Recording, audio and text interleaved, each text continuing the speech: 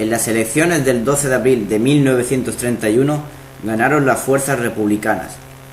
Ante esto, Alfonso III renunció y abandonó España, con lo que se proclamó la República el día 14 de ese mismo mes. El nuevo régimen fue recibido con ganas y entusiasmo, con la esperanza de empezar un cambio en la política de España. Se abrió la oportunidad de iniciar un amplio programa de reformas económicas y sociales, pero la República nació en circunstancias difíciles. El mundo debía hacer frente a la crisis más grave que el capitalismo había conocido hasta ahora. Europa empezó a hablar entre la democracia y el fascismo. La caída de la monarquía y el gobierno provisional. En las elecciones municipales del 12 de abril, los reyes escogieron la mayoría de concejales por contra de los caciques, que ejercían en las zonas rurales. El triunfo en las grandes ciudades de la coalición republicano-socialista mostró la falta de apoyo a la monarquía. La República llegó de forma apacible y en ambiente de fiestas, pero para amplios sectores de la población era el símbolo de las aspiraciones a programas y a profundas reformas políticas y sociales. En la noche del 14 de abril de 1931, Niceto Alcalá Zamora proclamó en Madrid la Segunda República Española y exigió al rey que abandonara el país. Las reformas inmediatas. El objetivo principal del gobierno provisional era la convocatoria de unas Cortes Constituyentes. La miseria agraria. El reformismo social se plasmó en una legislación dirigida a paliar la precaria situación de los campesinos y combatir el paro agrícola. El debate territorial. Las aspiraciones de los nacionalistas a una nueva organización territorial del Estado planteó a la República la cuestión autonómica. La reforma educativa. Los objetivos de la educación eran erradicar el analfabetismo y promover una enseñanza laica, que se presentaron varios decretos que preveían la creación cerca de 7.000 escuelas y un número similar de maestros. Asimismo, se estableció la no obligatoriedad de la enseñanza de la religión en las escuelas. La Iglesia y otros sectores católicos lo interpretaron como un atentado contra la religión. La reforma del ejército. Sus objetivos: conseguir un ejército moderno y eficaz, reduciendo el excesivo número de oficiales. Se dictó un primer decreto que obligaba a los militares a jurar fidelidad a la República. Primeras reacciones y conflictos. Ante la implantación de la República, los agentes económicos, los terratenientes, industriales y financieros reaccionaron con temor.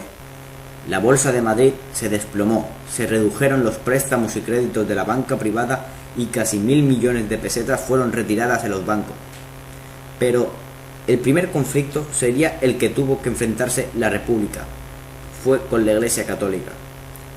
En este contexto se produjeron en Moujo una serie de incidentes que desembocaron en el incendio por parte de grupos de extrema izquierda, de iglesias, conventos y colegios religiosos en Madrid, que se extendieron a otras ciudades como Málaga, Sevilla, Cádiz y Alicante. La Constitución de 1931. El gobierno provisional convocó elecciones a Cortes Constituyentes de una sola Cámara para el 28 de junio con el fin de dotar a la República de una Constitución. Bienio reformista. Una vez aprobada la Constitución, fue elegido presidente de la República Niceto Alcalá Zamora, con el apoyo de la coalición republicano-socialista. Pero la amplia coalición no se mantuvo. Lerroux, el principal dirigente del Partido Radical, rechazó permanecer en el gobierno si continuaban en él los socialistas. El gobierno estaba decidido a establecer una clara separación de Iglesia-Estado. Reforma religiosa. Este gobierno desarrolló una serie de leyes según los primeros ecualizadores de la Constitución, que alimentaron la beligerancia de la Iglesia contra la República, como la Ley del Divorcio de 1932, que no cuestionaba el matrimonio religioso. Reforma educativa, política y cultural. Las bases de la reforma educativa eran hacer de la educación gratuita y laica un derecho universal. Reforma agraria. La reforma agraria fue sin duda la obra de mayor envergadura del bienio de izquierdas, que mostraba una doble vertiente: atraso técnico, baja productividad y sobre todo en los grandes latifundios de mano de obra barata. Gran crisis económica internacional. El bienio de centro-derecha. Las elecciones generales de noviembre de 1933 celebraron con una nueva ley electoral que favorecía la formación de amplias alianzas electorales y en la que por primera vez se hizo efectivo el derecho de voto de las mujeres, que constituían más de la mitad del censo. Los anarquistas de la CNT y de la FAI emprendieron una campaña contra los republicanos y los socialistas y a favor de la abstención, prometiendo la revolución si ganaba la derecha. El resultado fueron los siguientes: izquierdas tenían un número de 3.118.000 votos, el centro 2.051.500 y derechas 3.365.700 votos. El Frente Popular. En febrero de 1936 se celebraron las últimas elecciones de la Segunda República. Su resultado mostró un equilibrio entre los dos bloques antagónicos en que se había dividido España. La victoria electoral de la izquierda con 278 diputados. El estallido de la Guerra Civil. El 18 de julio de 1936, un grupo de generales se rebelaron contra la República.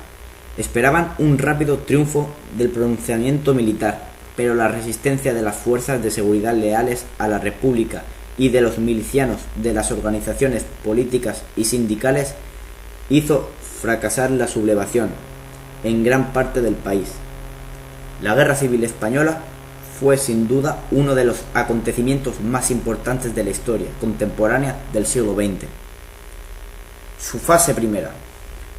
En Madrid, Barcelona y Valencia se abortó la sublevación militar, ya que buena parte del ejército y de las fuerzas de orden público, Guardia de Asalto y de la Guardia Civil, se mantuvieron fieles a la República, a lo que se añadió la fuerte resistencia popular. La rebelión fue dominada con el general Gödel, encargado de dirigirla, fue detenido. La rebelión triunfó en el noroeste de Galicia, en el centro, Castilla y parte de Extremadura, en el sudoeste de Andalucía y en Canarias y Baleares. Desde el 20 de julio el país quedó dividido en dos zonas enfrentadas. Aproximadamente la mitad del ejército, buena parte de la marina y de la aviación, 2/3 de las fuerzas de seguridad y más de la mitad de la Guardia Civil se quedaron con la República. Se había derivado en una auténtica guerra civil que dividió el país en dos bandos, o por un lado los sublevados contra la República y en el otro republicanos. De modo casi simultáneo, el gobierno republicano de Giral y el bando sublevado liderado por el general Franco solicitaron ayuda militar de las potencias europeas, dada la situación inicial de equilibrio de fuerzas, escasez de medios y de equipamiento militar y las limitaciones de la industria bélica nacional. La República solo pudo contar con el apoyo y la ayuda militar de la URSS de Stalin. La decisión de Stalin de intervenir en la Guerra Civil Española respondió sobre todo a razones políticas y estratégicas. Una derrota de la República debilitaría a Francia y fortalecería el eje nazifascista. Razones políticas y estratégicas impulsaron a Hitler y a Mussolini a ayudar a los militares sublevados o rebeldes una vez comprobado que Francia y Reino Unido no iban a intervenir. El principal objetivo de los militares rebeldes era una rápida conquista de Madrid para consolidar el alzamiento. A finales de octubre, las tropas de Franco se hallaban a las puertas de Madrid y este ordenó la ofensiva.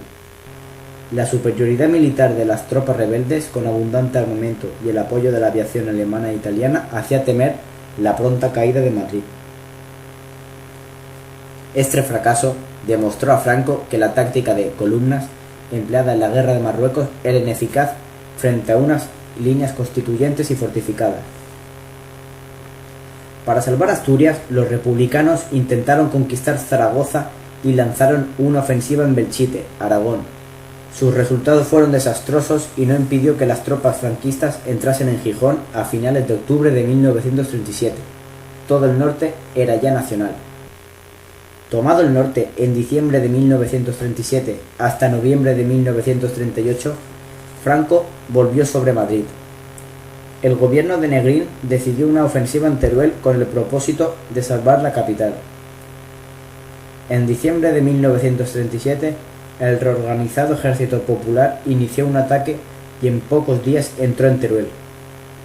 Franco, en plena consolidación de su poder, no podía aceptar una derrota que levantase la moral enemiga. Renunció de nuevo a Madrid y ordenó una contraofensiva para reconquistar la ciudad. La derrota tuvo unos resultados desastrosos para la República por las enormes pérdidas y por el agotamiento de las tropas, el hundimiento de la moral y las tensiones políticas.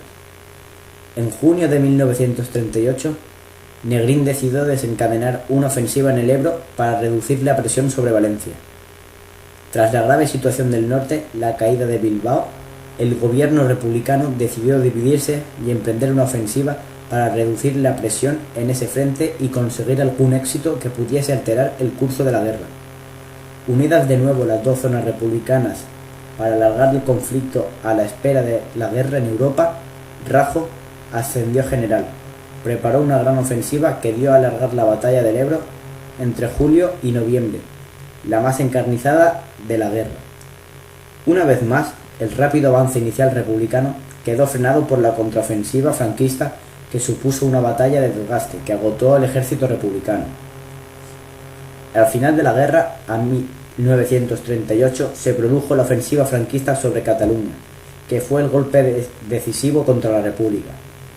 Frente a un ejército republicano de 220.000 soldados, desmoralizado y falto de armamento, Franco opuso un ejército de 300.000 hombres, experimentados y con muchos medios.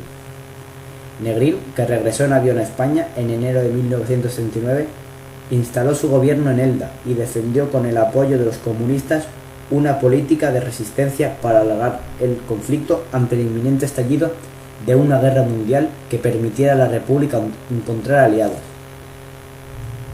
El Ejército Popular del Centro, Extremadura y Levante aún contaba con 500.000 soldados, la mitad de la flota y la importante base naval de Cartagena, pero ya era prácticamente imposible conseguir suministro del exterior. A finales de marzo, los ejércitos franquistas reanudaron su ofensiva y entraron en Madrid prácticamente sin resistencia, y después ocuparon el resto del país. El 1 de abril firmó en Burgos su último parte oficial de la guerra. La guerra civil había terminado. Las consecuencias de la guerra fueron desastrosas. Los cálculos estiman en unos 500.000 a 60.000 los muertos en la guerra. De ellos, 160.000 murieron en combate, unos 150.000 víctimas de la represión, y de ellas casi 100.000 en la zona sublevada, unos 60.000 en la zona republicana. Otra consecuencia fue el exilio republicano. En 1939, con la caída de Cataluña, unos 450.000 republicanos en un primer momento, mujeres, niños, ancianos, enfermos y soldados cruzaron la frontera francesa y un numeroso grupo de exiliados fueron acogidos en diversos países de América Latina. México, el país que más ayuda había prestado, unos 22.000 exiliados, en su mayoría dirigentes políticos del Frente Popular. Al finalizar la guerra, Franco era generalísimo de los ejércitos, jefe del Estado, del gobierno y del partido único, y su represión política fue solamente un sindicato único. El sindicato agrupaba de forma incorporativa a obreros y patronos, y se prohibió la huelga. Esa fue la implantación del nuevo Estado. Dada finalizada la guerra, Franco seguiría su sistema. 40 años de dictadura.